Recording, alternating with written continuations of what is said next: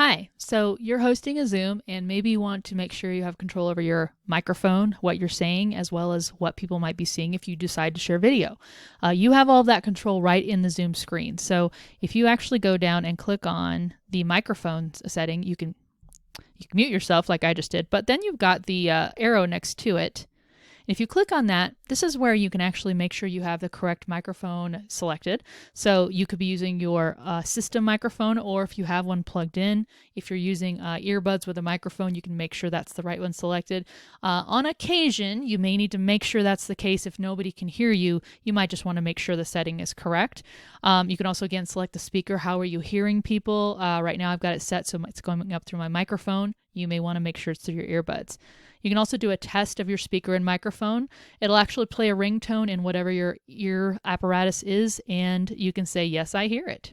Then if you talk a little bit, it'll actually play it back to your ear, and you can hear that your microphone's working. So that's a great way to make sure you've gone through a little sound and mic test so that everybody else can hear you, so you're not just talking at length, and then people are like, I can't hear you. What's happening?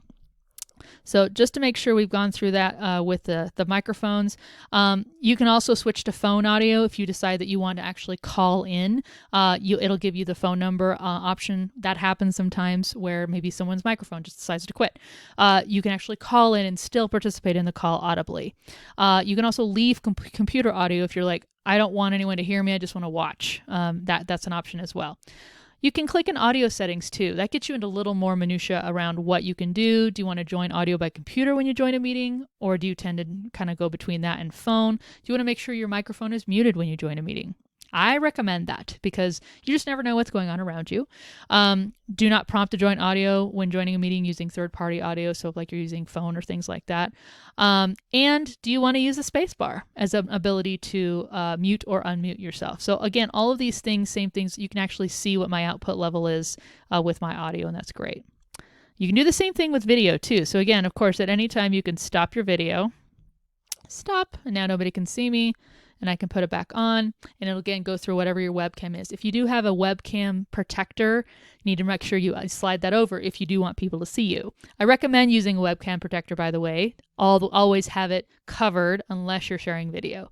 And then, of course, same kind of thing. You have some options in here too. You can tell your computer which camera should you use. I have a webcam on my laptop, plus I've got a webcam that I'm talking to you right now connected through USB, and I'm using that one because it's higher quality.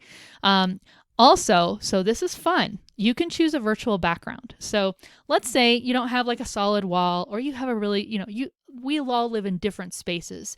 And we're all living on top of each other right now. So this is where this can come in really handy. If you don't want people to be just looking at everything that's going on behind you and distracted, Zoom does provide some different virtual backgrounds.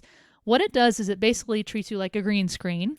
So it'll try to kind of best guess, go around your outline of yourself. Notice that if I move my hands somewhere, there's a little, see how that's kind of doing that? It's doing its best guess. Pretty cool technology though. So it'll do an outline of you, and then it'll place you in front of whatever background you've selected. One thing I recommend not doing, do not wear green. If you are wearing a green shirt, likelihood is you're going to vanish, and you'll be just a one single head apparition and no shoulders. So you do need to be cognizant of that. But again, it does have a few different options you can showcase. And if you like, you can actually upload your own as well. So you can say, I want to add an image or video. And if you have something, it's a picture of a cleaner house, your house when it's cleaner or something, or just somewhere you'd like to be. Again, you can add that as a background, and it'll automatically do a green screen. Now, if you have a green screen, you can say in here you have a green screen, but you don't have to do that. And if you feel like, hey, I want people to actually be able to read my shirt, maybe it's backwards, you can say, I want to mirror my video. I always think that makes people look weird though. So you have those options too. So do take advantage of the virtual background settings. Of course, all of us would like to be at the beach most of the time. And then, of course, you do have the video settings. So this is where you can say, do I want which camera, what kind of orientation or ratio do I want? Do I want HD, which means I better have some good makeup on? Do you want me to touch up my appearance? So it can actually do a little bit of like the butter filter, if you will, from social media. Always display participant names on their videos. So maybe you want that so people, especially if you have people who don't know each other and they're doing video, you can make sure that their names are always displayed. Do you want to turn the video off when you're joining a meeting? I recommend that. You just never know what situation you'll be when you come into a meeting. Don't necessarily want to slam in there with all your video going. Always show video preview dialogue when joining a video meeting. So just to give you a preview of that. Hide non-video participants. You could do that. So if anyone's not on video, you could just I don't even want to see them on my participants list. Spotlight my video when speaking. So that can be for hosts particularly. Display up to 49 participants per screen in gallery view. So we do have a view for gallery. Let's hop into that. So it mostly comes into play if you have more than one participant, but you can do a gallery view. It'll actually give you almost the Brady Bunch feel where you can see a thumbnail of everybody's video right on the screen. It's pretty fun. So that's how you coordinate and set up your audio and video settings. If you're having any trouble, that's going to be your first place you go is the bottom left. Just remember, bottom left is where the biggest controls are that you need. Hope this was helpful, and have happy Zooming, everyone, and have fun picking your virtual background.